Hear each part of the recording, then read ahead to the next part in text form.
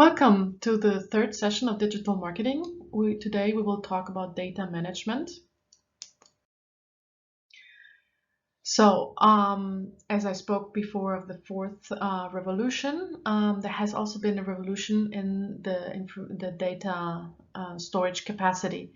So as you can see on this graph here, starting in 1986, of course, back then everything was analog. Now we have changed, and since 2000, there is the possibility to do digital storage. And so here you can see the beginning of the digital age. So at the beginning, because of the lack of storage capacities, if you think of LPs or tape recorders, of course, they had much less data storage capacity, but starting in 2002, of course, you have computer servers, you have CDs, you have digital tapes, you have Blu-ray, you have chip cards, memory cards, floppy disks. Also, the capacity on mobile phones increased a lot, so that you, from the beginning in 1986, with 2.6 exabytes, now you go to 280 exabytes, which is quite a lot. So in a way, the 4.0 economy has led to more data storage in the cloud. And in this context, big data has become a key concept. It means that a large amount of data has become too complex to deal with for application software. So you need to deal with it in a different way. So one of the key aspects of big data is, of course, you have the data capturing, you have the data storage, you have the data analysis, the sharing, the transfer, the visualization, and the information privacy, as well as the data source. But for us in digital marketing, what is really important is the data analysis. So thanks to this ability to gain more insights, we shall see that there are certain applications that make our life easier as digital marketeers. For instance, we can now have a look at some examples of big data. There's Walmart. Walmart, who, of course, everybody knows this company, and they have 1 million customer transactions every hour. So they store these transactions in databases containing more than 2.5 petabytes, which means 2,560 terabytes of data, which would be the equivalent of 167 times the information contained in all the books of the US Library of Congress. If you think of Amazon, and they have millions of back-end operations every day, as well as queries for more than 500,000 third-party sellers that are connected to the platform. They have a Linux core technology. And since 2005, they have had the world's 3 largest Linux databases with capacities of 7.8 terabytes, 18.5 terabytes, and 24.7 terabytes. So these are examples of companies handling a huge amount of data. But even if you're a smaller company or a startup, you will also be handling a lot of data. And in digital marketing, there is a lot of data as well, which is being generated. For instance, you have the customer data, you have the names, the locations, and the languages of your clients. You also have a record of the past purchases. You have the amount, you have the frequency of the purchases. And also there is the browsing data, which is information you gather from your website, which that tells you how many times the clients have come to your website, if they're a return client, for instance, how long they stayed on your website, which pages they looked at, how long they stayed on each page in average, and if they left immediately, so that you can also see which pages are working, which pages are not working. And thanks to the fact that you have this enormous amount of data, you can also gain good insights into what is interesting for your audience and which type of audience you can address with what. Digital marketing aims at reaching the right person at the right moment in their user journey with the right product. Data is the base for this, and DMP the tool. So let's have a look at our buyer, right? So here she is. and she might be interested in handbags, right? So there she goes. So if I know about this, I know her age, I know her gender, I know what she's interested in, I can quite easily create an ad campaign, an ad or an advertising campaign, where I will send her to the proper product page on my website, the one with the handbags, right?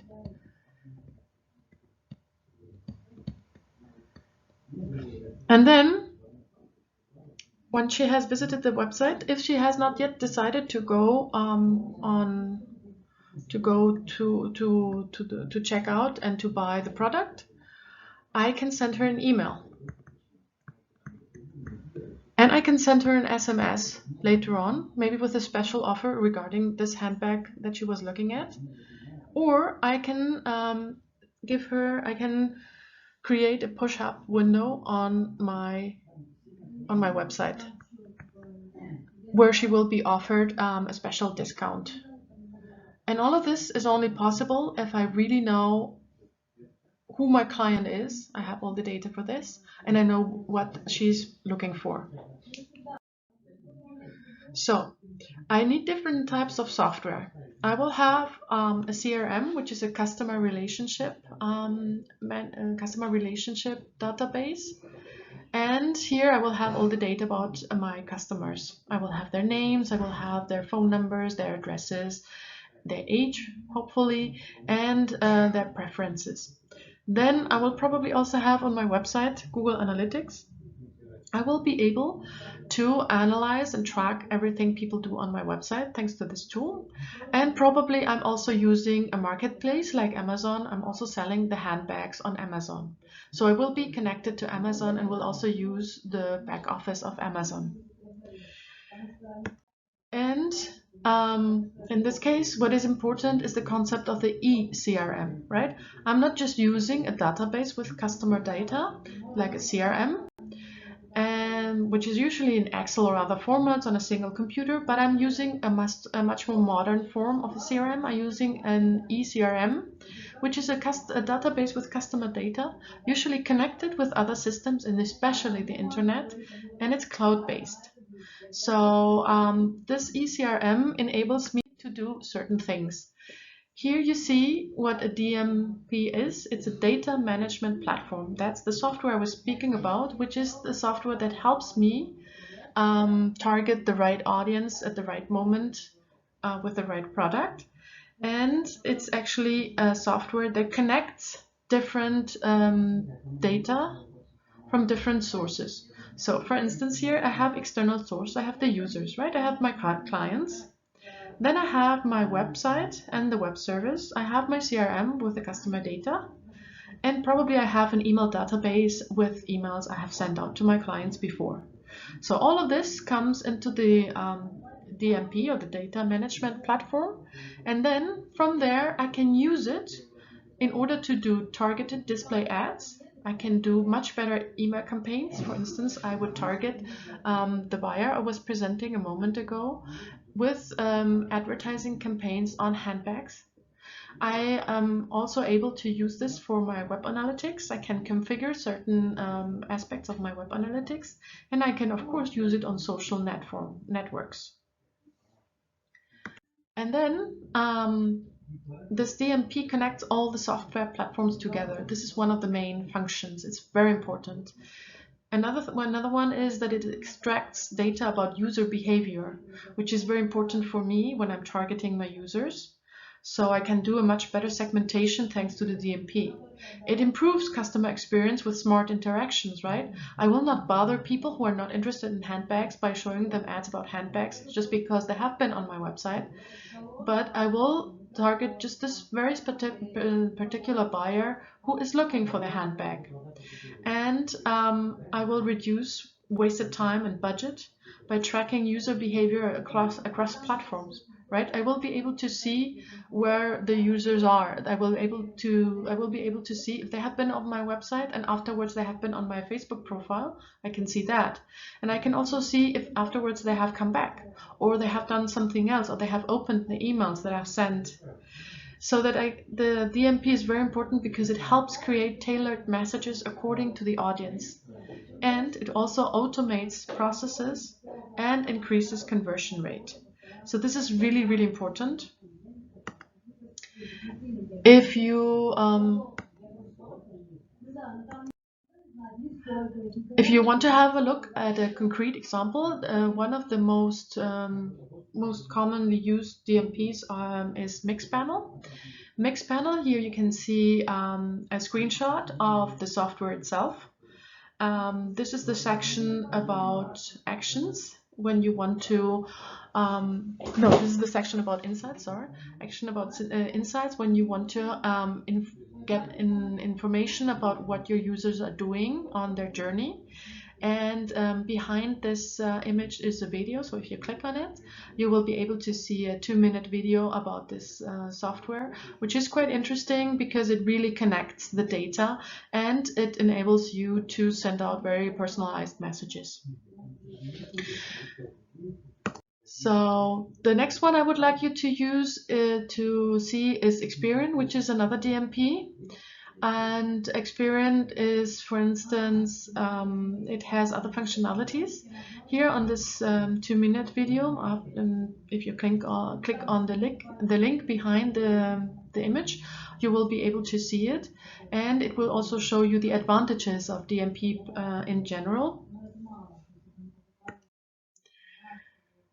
So as I was mentioning before, thanks to DMPs, you can use like Mixpanel and Experian. You can send out emails, push notifications on the website and in-app messages to a very segmented audience. And afterwards, you can also gather reports with that. So here, for instance, you can see an example from Mixpanel, right?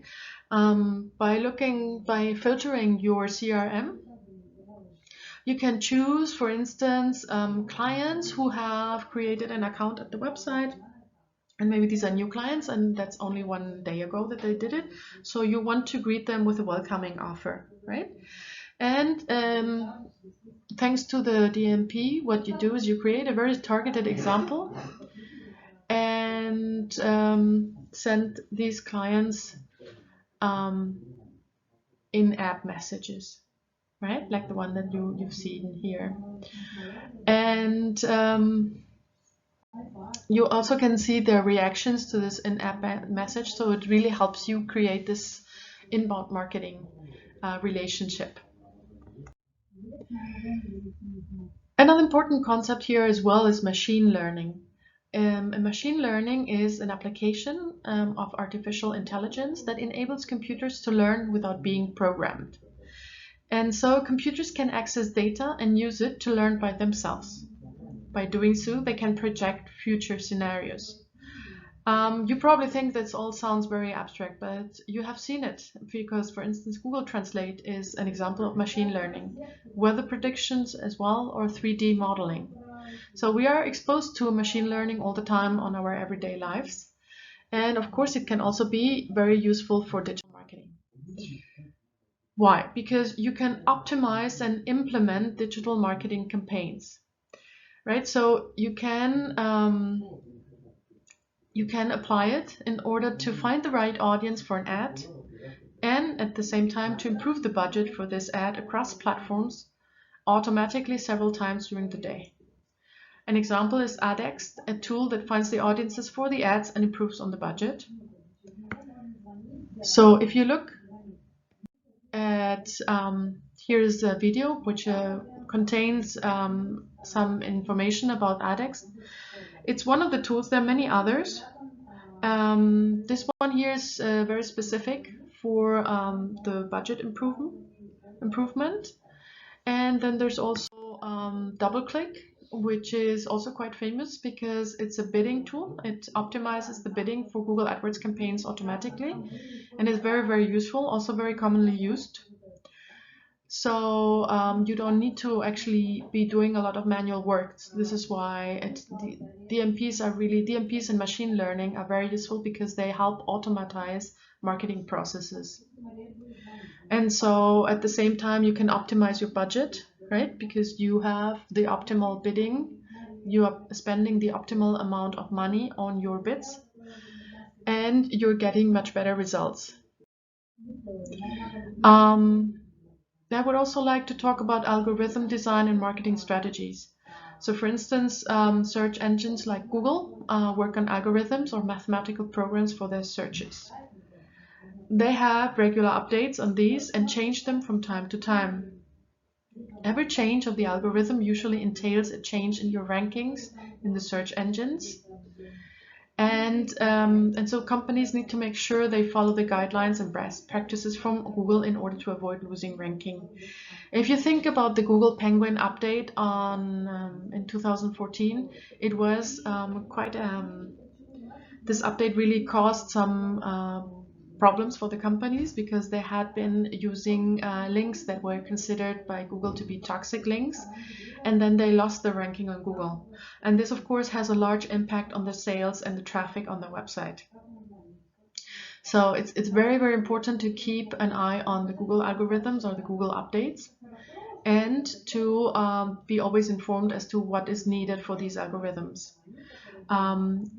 This is one part of the algorithm design in digital marketing. Another part of the algorithm design is to cluster similar audiences. For instance, Google also offers similar audiences and audiences based on interest that you can use for Google AdWords campaign.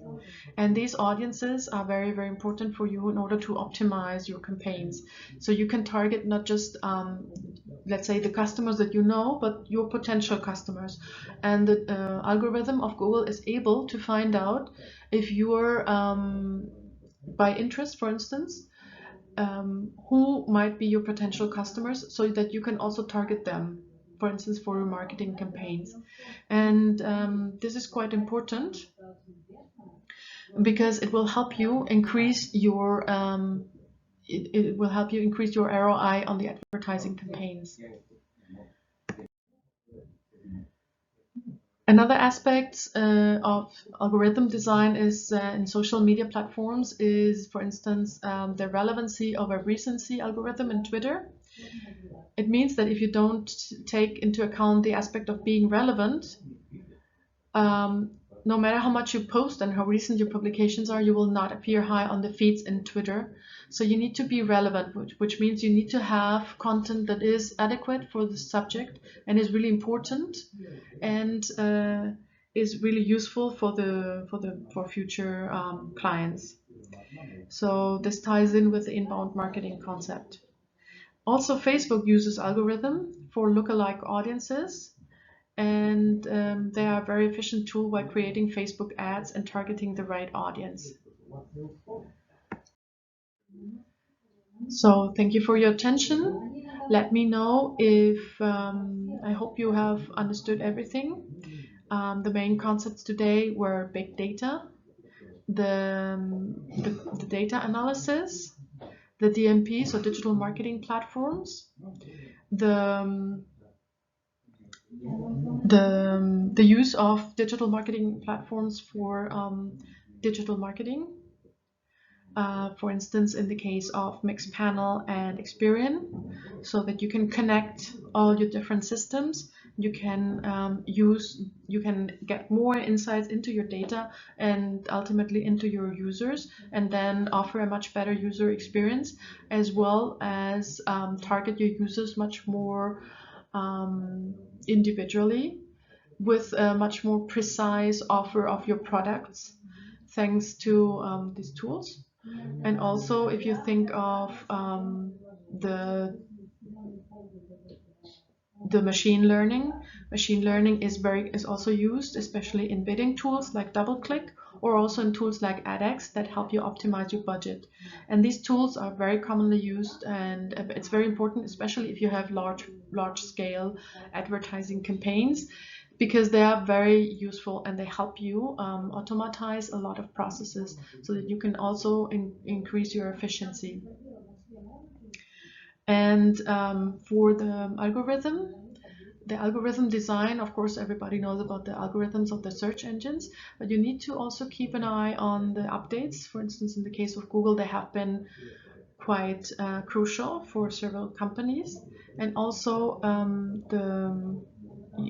the algorithm in social media is very important because it will determine whether your posts are shown higher up or lower. And of course, the higher up your posts are shown, the more people will see them, the more reach you will have. So I hope this has given you enough insights into the importance of modern innovative technology for digital marketing. See you in the next session.